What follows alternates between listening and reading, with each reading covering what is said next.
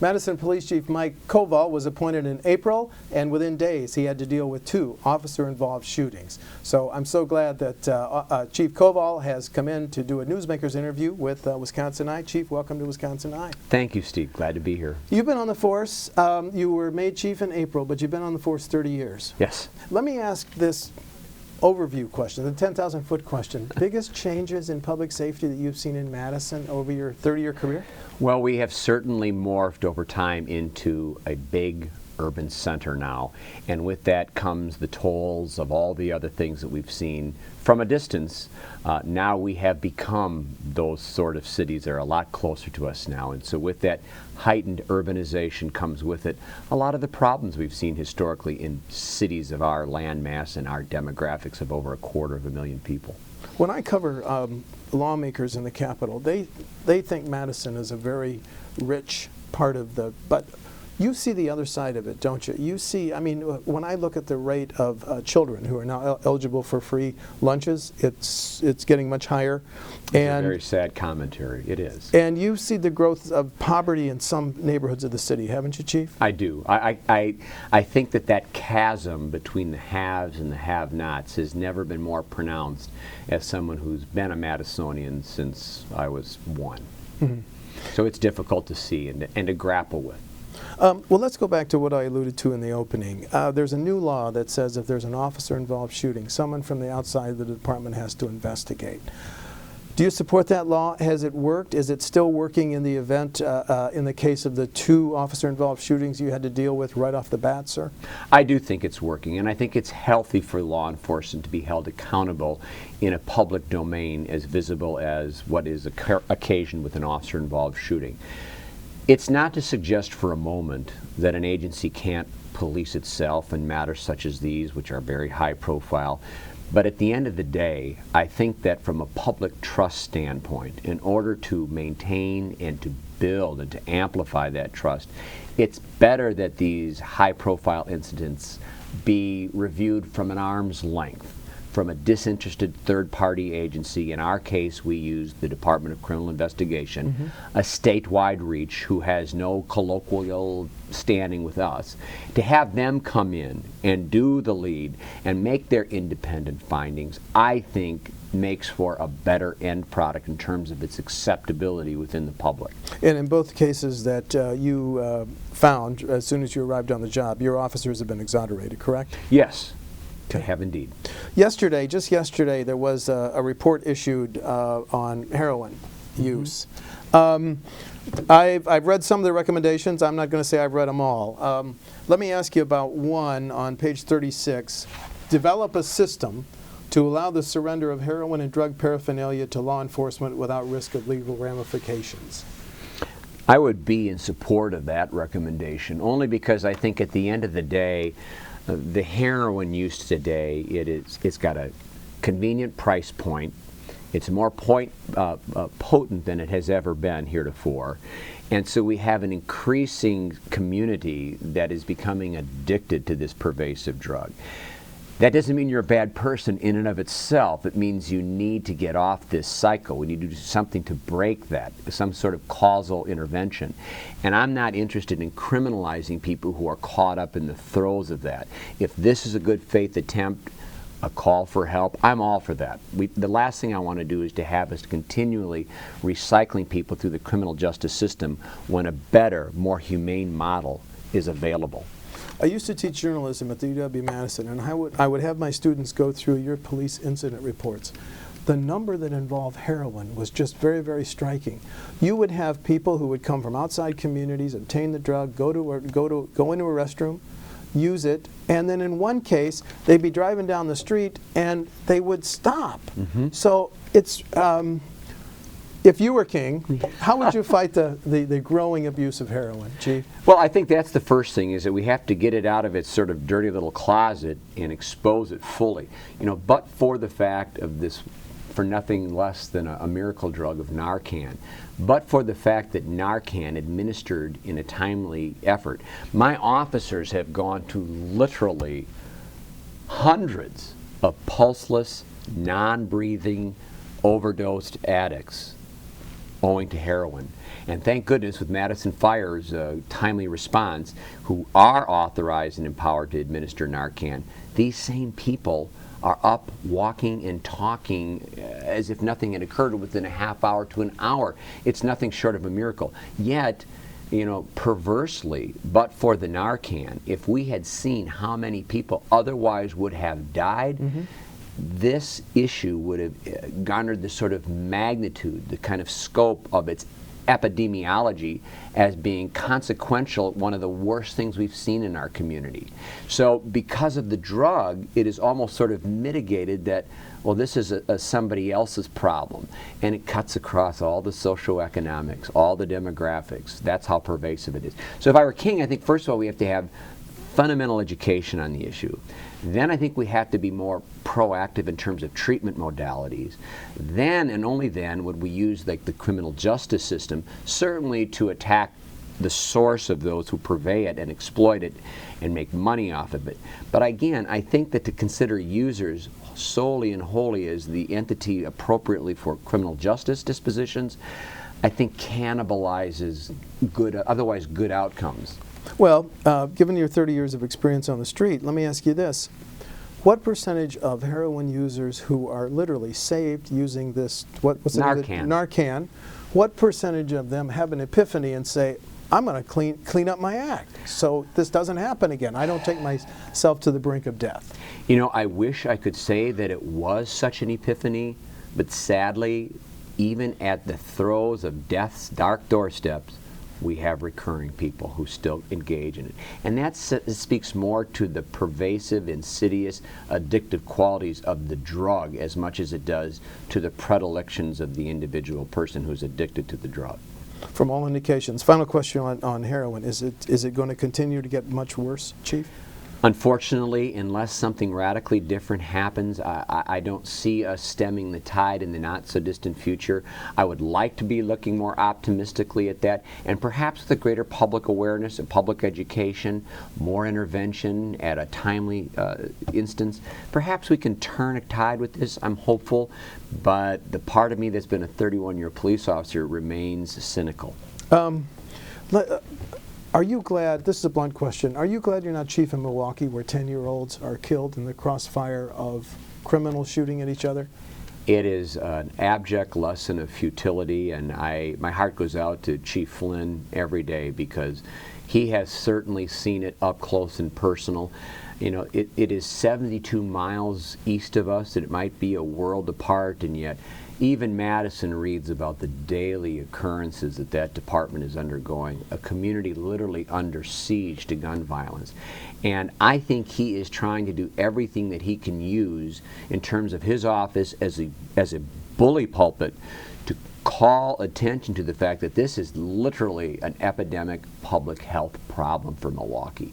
And he's looking at all hands on deck and any creative solutions he can muster to try to mitigate that. I'm not trying to be paranoid, but let me ask this question. Can you, in any stretch of your imagination, envision a day when Madison has some of these senseless shootings that kills 10-year-olds caught in the crossfire?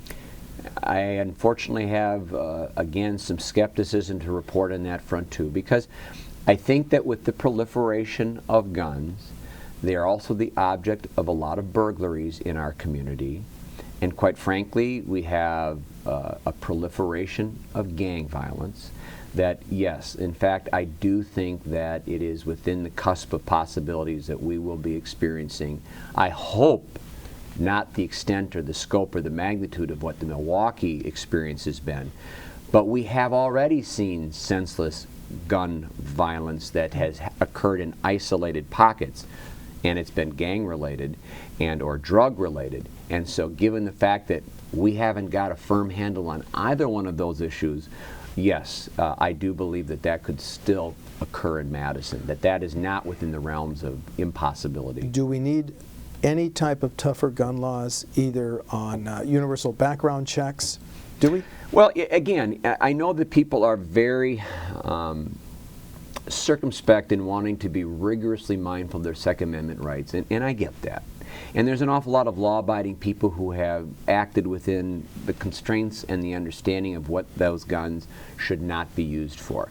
So rather than get stuck on the gun control legislation item per se, I'd rather that as you had advanced, that we double down on those background checks that are legitimate, consistently and appropriately administered. Again, the Supreme Court has so held. I like to see more creative ingenuity in ensuring that these sort of straw man sales can be curtailed.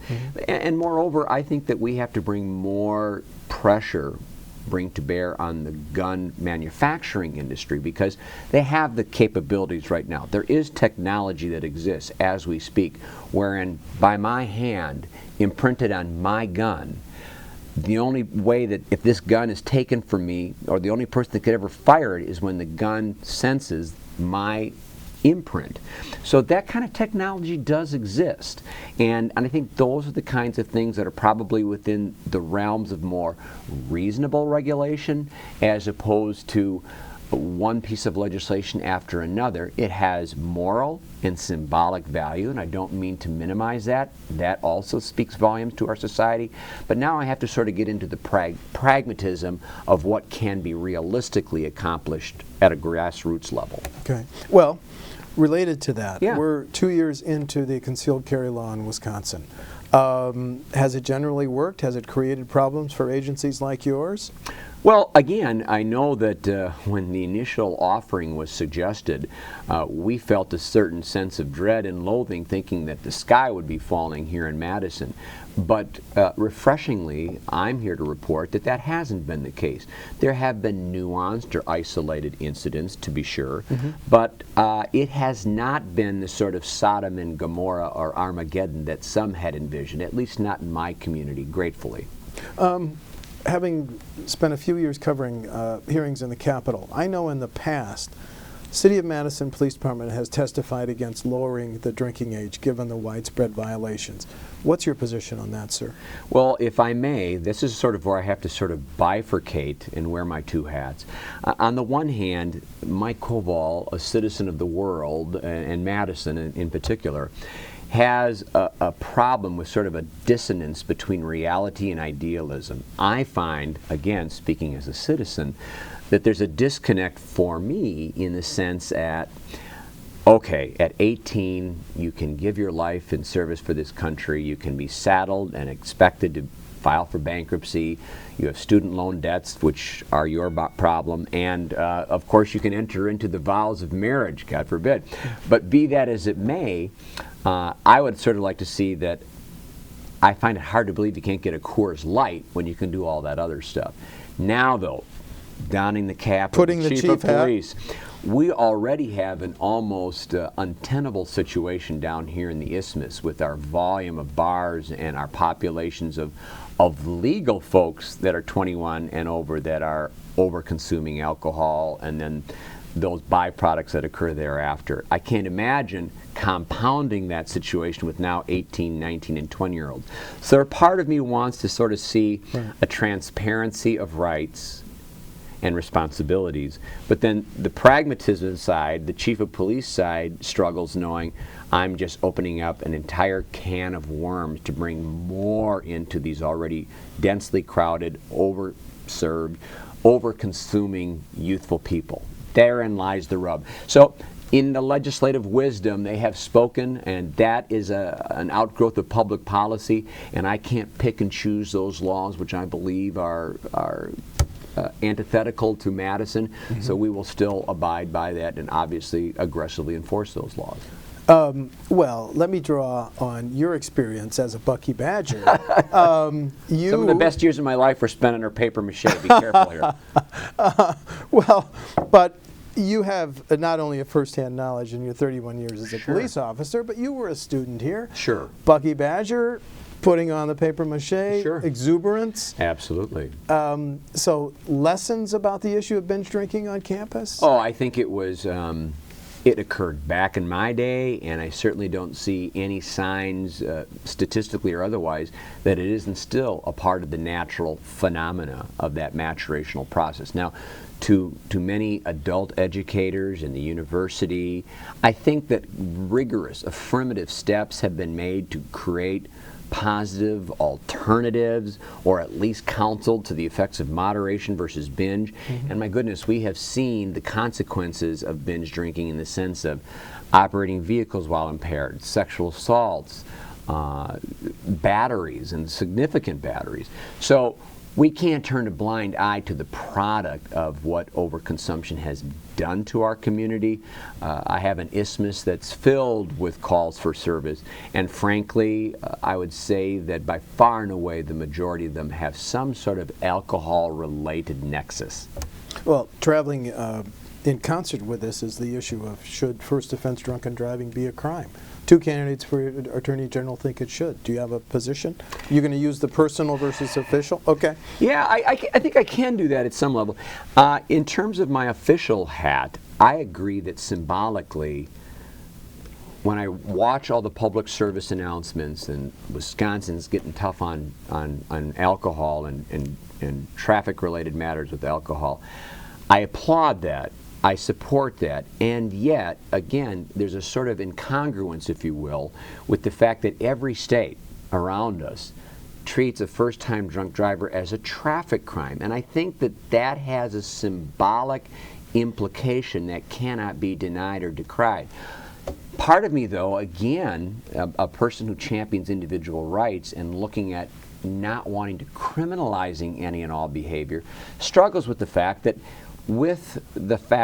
we only treat it as a forfeiture, that can be helpful in the sense that someone isn't stamped with a letter or a scarlet letter or an imprimatur forevermore of a known criminal. I guess what I would like to see as a happy medium is that, yes, as an introductory matter, all drunk driving is treated as a traffic crime, but then perhaps a year or whatever the legislature deems appropriate, if you then have a year where you've gone through appropriate counseling, you have had no recurrent events, I would like then to see that be wiped off, and or reduced or redacted to that of a forfeiture implication, long lasting. I don't want it to have the shelf life of a criminal offense forevermore from something that might have been an isolated incident of bad judgment. One reason I'm really glad you came on to do the Newsmakers show is your very thoughtful comment on Channel 3's For the Record show.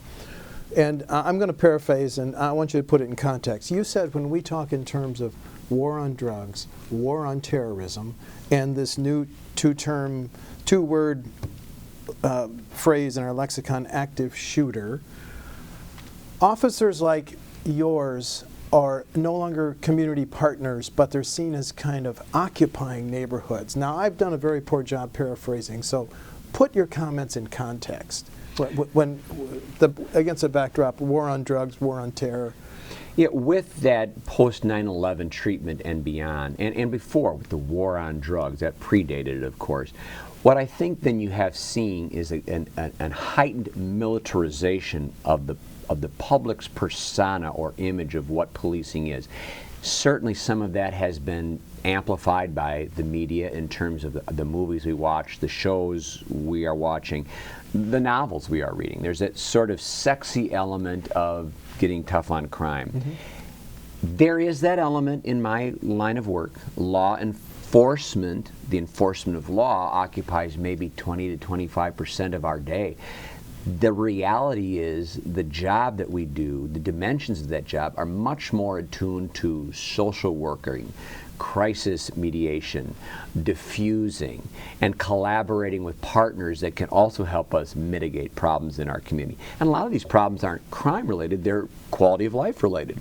So my sense is that while Madison has always had sort of the kumbaya Kovals who embrace the social worker with the badge connotation, we have been overwhelmed and dwarfed by the national persona of cops as warriors, getting tough on crime.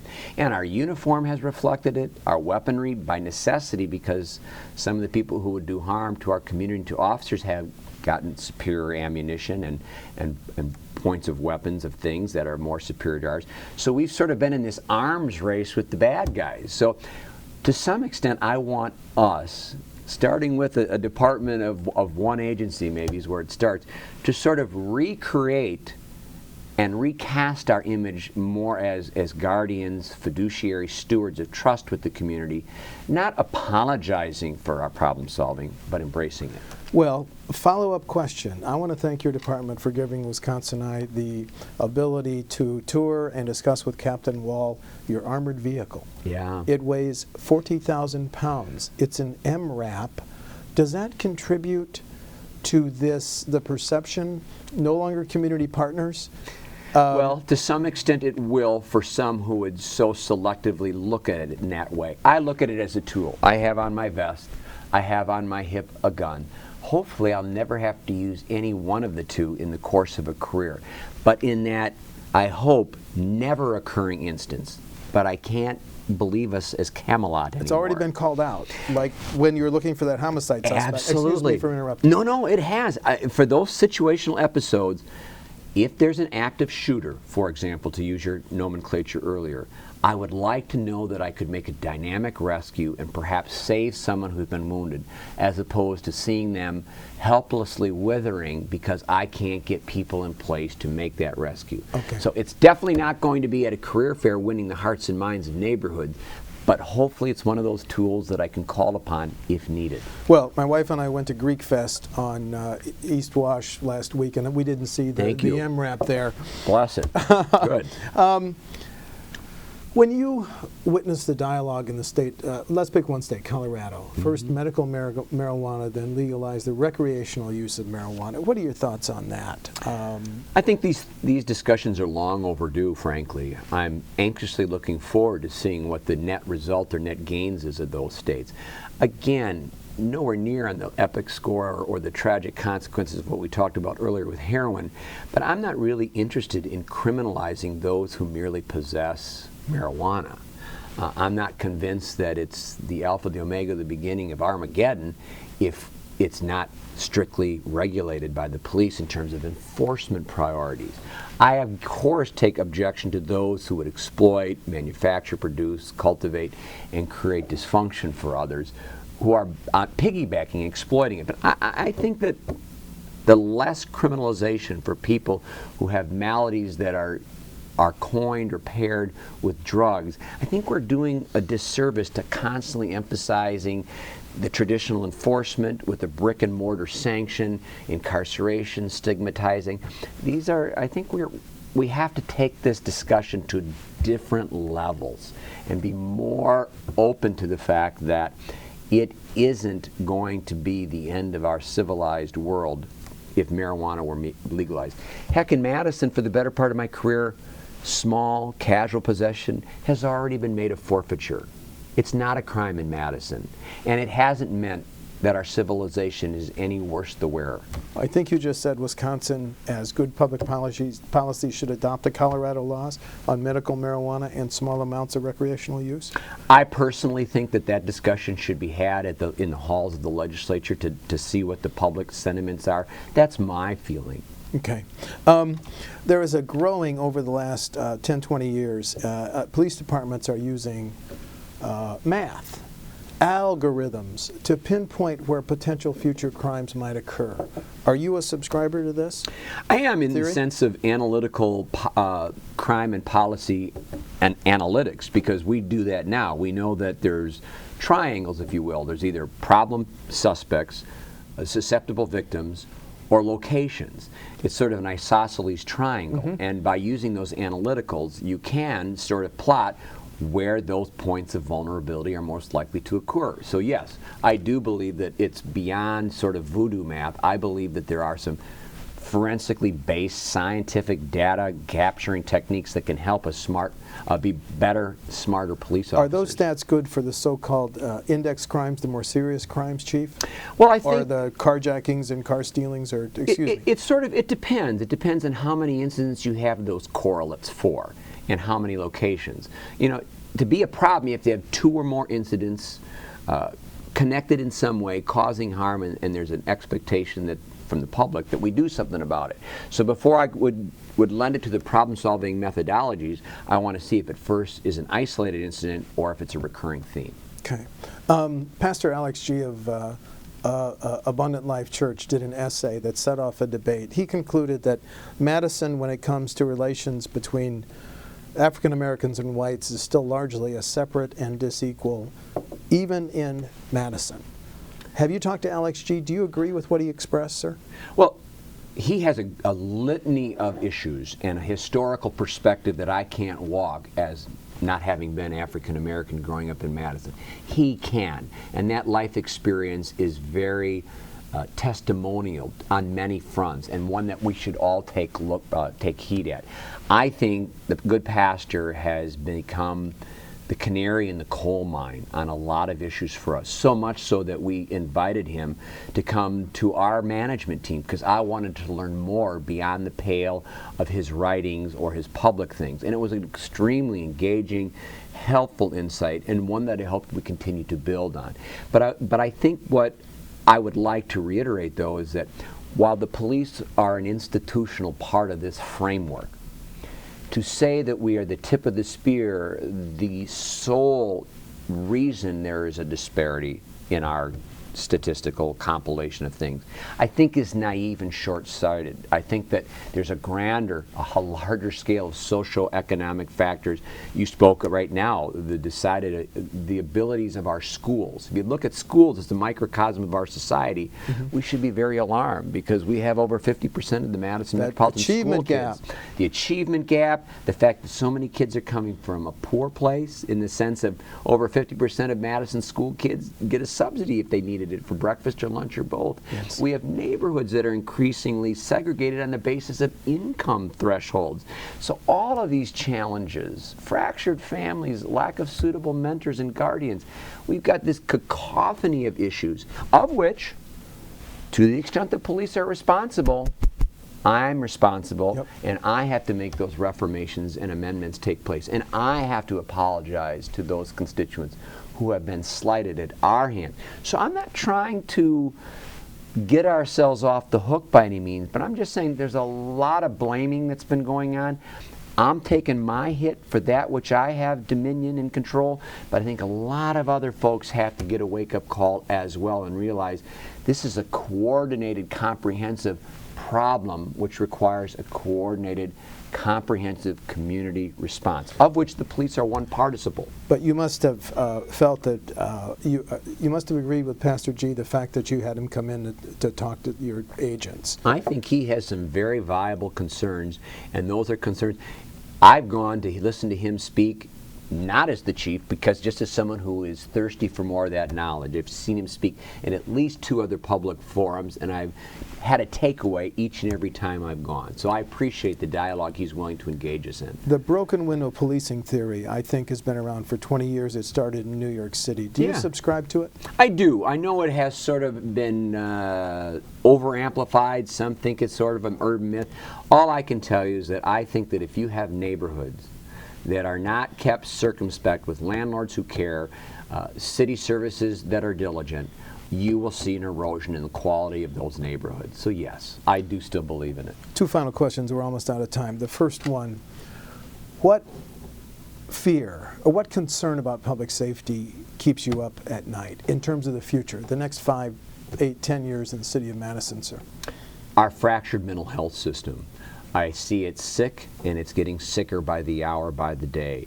And I'm concerned that because it is so broken, we're going to continually have people who are acting out, and then the police are going to be on the front lines trying to do the diagnostic, the referral, and the treatment all in one fell swoop. And I think that over time what you will see is a continual response where the criminal justice system and jail, incarceration, is being cannibalized to warehouse people who actually need a therapeutic intervention. Whose job is it to fix that? I'm partly responsible by having officers who are cutting edge with their training and don't overreact to these maladies and use all their coping and diffusing skills to try to create a peaceful resolution. But again, the community's on board here. We need providers to talk to hospitals, to talk to psychiatric specialists. We need everybody on board, but we need the funding to make these sort of outpatient therapeutic interventions meaningful again. Local funding or funding from the politicians in the Capitol? Yes. Yes, yes. Okay. The final question. You will have the opportunity as chief to talk to the next class of brand new officers. Yep. Give me the shorthand. What are you going to tell them? We're guardians, not warriors. We're police, not just law enforcement. It's a broader-based, providing social conscious network, one in which I hope they feel proud about embracing, because that's what's sort of been our imprimatur here in Madison. We walk to the tune of a different drummer, and we stand proud and resolute that that is the direction I want our department to head. Okay.